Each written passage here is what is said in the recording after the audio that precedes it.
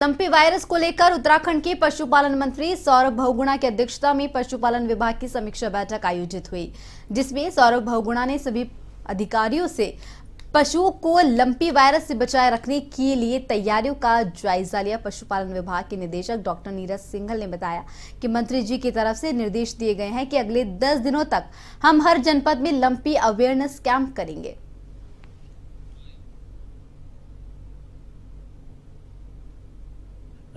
Social media के माध्यम से हमारे माननीय मंत्री जी को एक मैसेज मिला था, जिसमें राजस्थान के कोटा जनपद में 8-10 पशुओं में लंपी के सिम्टम दिखाई दिए और माननीय मंत्री जी ने उस उद्देश्य से कि ऐसी कोई बीमारी जो चूंकि 2 वर्ष पहले हमारे स्टेट में लंपी के काफी केस थे, ना आए, इसकी प्रिकॉशंस के लिए विभाग की एक समीक्षा बैठक ली।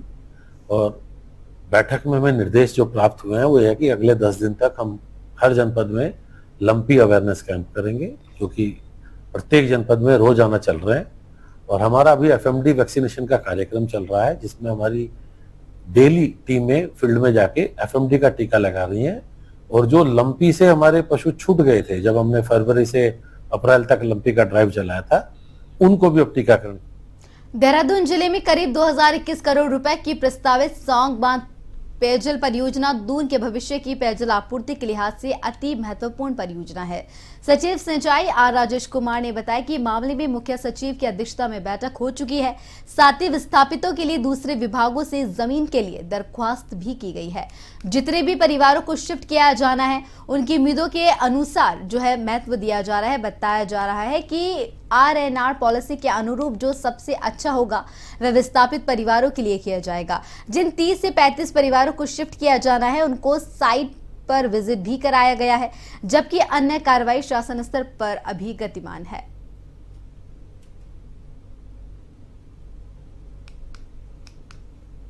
स्वांग डैम में जहाँ तक विस्थापन की कार्रवाई है वो अभी चल रहा है। इसमें मुख्य सचिव महोदय के स्तर पे मीटिंग भी हुई थी और बाकी डिपार्टमेंट्स से भी हम लोगों ने रिक्वेस्ट किया है लैंड के लिए, और जितने भी परिवार हैं उनको साथ लेकर और उनके जो आशाएं हैं और उनके जो उम्मीदें हैं उनको भी हम लोग जो है उनको भी महत्व दे रहे हैं। और जो बेस्ट से बेस्ट होगा आरएनआर पॉलिसी के तहत विस्थापित गांव। हरियाणा में बीजेपी की जीत के बाद भारतीय जनता पार्टी के कार्यकर्ताओं में खुशी की लहर है, तो वहीं मसूरी में भी भारतीय जनता पार्टी के कार्यकर्ता पिक्चर पैलेस चौक पर एकत्रित हुए और जीत की जलेबियों का आनंद लिया। भाजपा के पूर्व मंडल अध्यक्ष मोहन पेटवाल, पूर्व पालिका अध्यक्ष ओपी उनियाल और व्यापार मंडल के अध्यक्ष रजत अग्रवाल ने कहा कि जनता ने प्रधानमंत्री नरेंद्र मोदी पर विश्वास करते हुए हरियाणा में ऐतिहासिक जीत दर्ज कराई है। उन्होंने कहा कि जम्मू कश्मीर में भी भाजपा ने बेहतर प्रदर्शन किया है।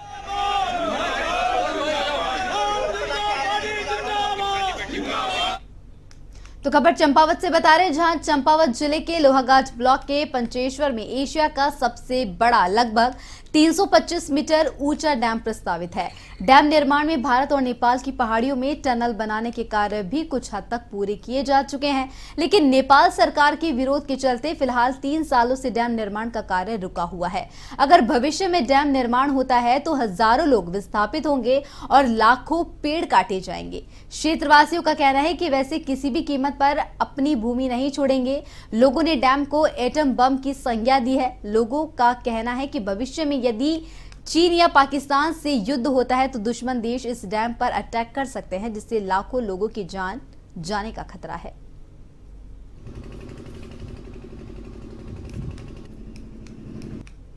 ये तो अभी यहाँ ये जो बरसात आई, इससे पूरी यहाँ की भौगोलिक स्थिति बदल गई है और इतने से मतलब कम पानी में ये ऐसा हो गया। और जो भी यहाँ की ज़मीन है ये कच्ची है। हम ये चाहते हैं कि जो भी हो मतलब यहाँ पर कार्य डैम का सोच समझ के होना चाहिए और पूरी भौगोलिक स्थिति को देखते हुए होना चाहिए।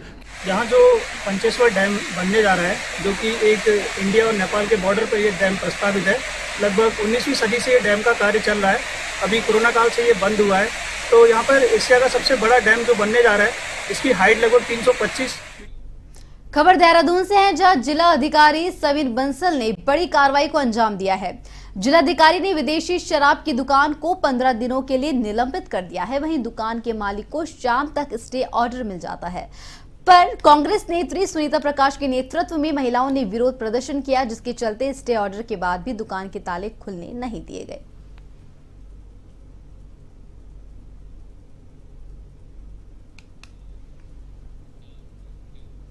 देहरादून के पुरोला थाना क्षेत्र से स्पेशल टास्क फोर्स की टीम ने एक तस्कर को 2 लापट की खालों के साथ गिरफ्तार किया है।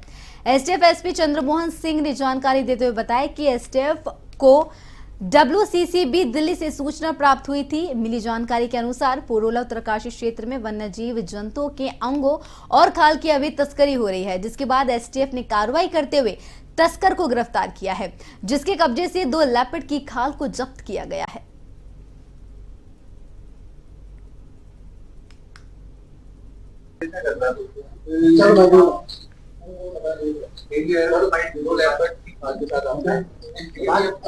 एक वन्यजीव तस्कर को एसटीएफ की टीम के द्वारा 2 लेपर्ड की खालों के साथ कल गिरफ्तार किया गया है और ये थाना पुरोला क्षेत्र में इसकी गिरफ्तारी हुई है। अभियुक्त उत्तरकाशी का ही रहने वाला है, गंगोर गांव का है, ब्रिजमोहन पुत्र जनक सिंह, और इसके द्वारा बताया गया था कि ये इनको बेचना चाह रहा था। ये जो इनपुट था ये WCCB wild life crime control bureau Delhi की टीम के द्वारा जो इनपुट दिया गया था, इसी को हमारे द्वारा डेवलप किया गया था एसटीएफ की टीम द्वारा। और कल देर रात ये अभियुक्त जो वन्यजीव तस्कर है ब्रिजमोहन सिंह पुत्र जनक सिंह, इसको लेपर्ड की 2 खाल। खबर मसूरी से है, जहां नगरपालिका परिषद के क्षेत्र के अंतर्गत आने वाले 19 गिरासू भवनों को एनजीटी के निर्देशों के बाद ध्वस्तीकरण करने की कार्रवाई नगर पालिका प्रशासन ने शुरू कर दी है, जिसको लेकर नगर पालिका प्रशासन ने सभी 19 गिरासू भवनों के स्वामियों को 7 दिन का नोटिस देकर भवन को ध्वस्त करने के निर्देश दिए गए हैं। वहीं नोटिस का पालन न होने पर 7 दिनों के बाद नगर पालिका प्रशासन स्वयं कार्रवाई शुरू करेगा।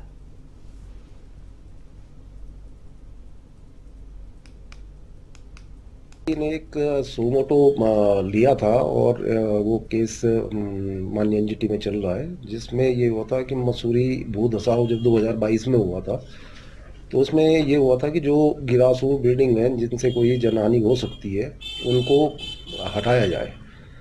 तो ये 2021-22 में सर्वे हुआ था, जिसमें 19 बिल्डिंगें चिन्हित हुई थी। इन बिल्डिंगों को हटाने के लिए CBRI ने इनकी जांच करी, MDDA द्वारा जांच करवाएगी। CBRI ने अपनी रिपोर्ट दी, उसके बाद प्रमुख सचिव महोदय निर्देश दिए कि इनको तत्काल हटाया जाए। तो उसी संबंध में 1 सप्ताह का नोटिस इनको दिया गया है कि ये स्वयं हटा ले या नगर पालिका प्रशासन इसको हटाएंगे, और इस पर जो दिया जाएगा वो उनसे मिशन 800 करोड़ के माध्यम से हैप्पीनेस की गारंटी को लेकर फरवरी 2024 से देश भर की यात्रा कर रहे आध्यात्मिक गुरु मास्टर जी पहाड़ों की रानी मसूरी पहुंचे। आध्यात्मिक गुरु मास्टर जी ने मसूरी में पत्रकारों से वार्ता करते हुए बताया कि वास्तविक उद्देश्य को समझने के लिए वर्ष 2007 में मसूरी आए और यहां से ज्ञान प्राप्त किया। उन्होंने कहा कि मसूरी भोग की नगरी नहीं, योग की नगरी है, जहां पर साक्षात भगवान वास करते हैं। तब से वह दुनिया के विभिन्न क्षेत्रों में जाकर लोगों को अपनी वाणी से ज्ञान बांटने का काम कर रहे हैं।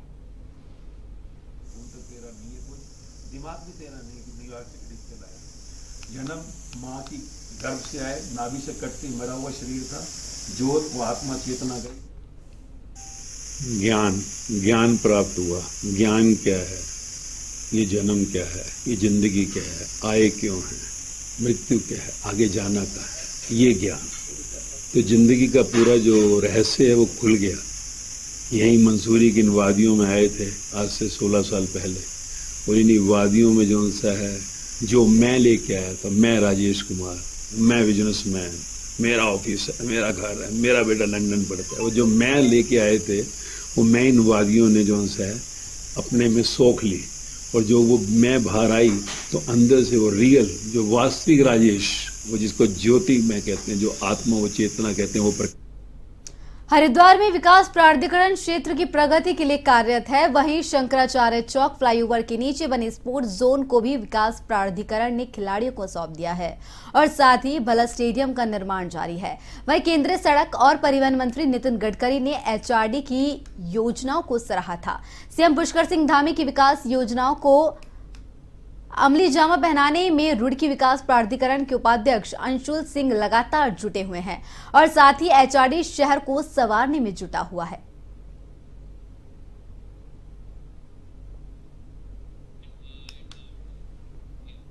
उत्तराखंड के प्राथमिक और माध्यमिक स्कूलों की इमारत के लिए शिक्षा मंत्री डॉक्टर धन सिंह रावत ने अधिकारियों के साथ बैठक कर स्कूलों की ग्रेडिंग कर पुनर्निरीक्षण करने के निर्देश दिए हैं। इस बात पर उत्तराखंड माध्यमिक शिक्षा के निदेशक लीलाधर व्यास ने कहा कि मंत्री जी के निर्देशों के अनुसार स्कूलों की इमारतों की ग्रेडिंग को ABCD के रूप में 4 श्रेणियों में रखा गया है, जिसमें A श्रेणी में वह स्कूल शामिल है जो सुलभ और वहां का निर्माण कार्यों की जरूरत नहीं है।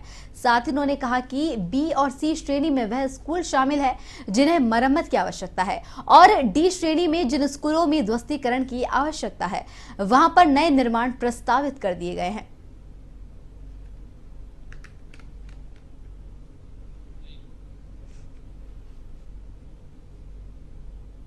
में जो माननीय मंत्री जी के निर्देश हैं उनके निर्देशों के अनुसार स्कूलों को 4 कैटेगरी में विभाजित किया गया है। एक कैटेगरी के विद्यालय हैं जहाँ निर्माण की आवश्यकता नहीं है, जहाँ भवन हमारे सुलभ है।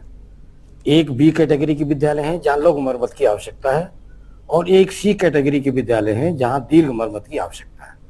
और D श्रेणी में ऐसे विद्यालयों को चिन्हित किया गया है जहाँ विद्यालय जीर्ण शीर्ण हो गए हैं या उनको ध्वस्तीकरण की आवश्यकता है, तो वहाँ पर एक नया निर्माण भी प्रस्तावित किया गया है।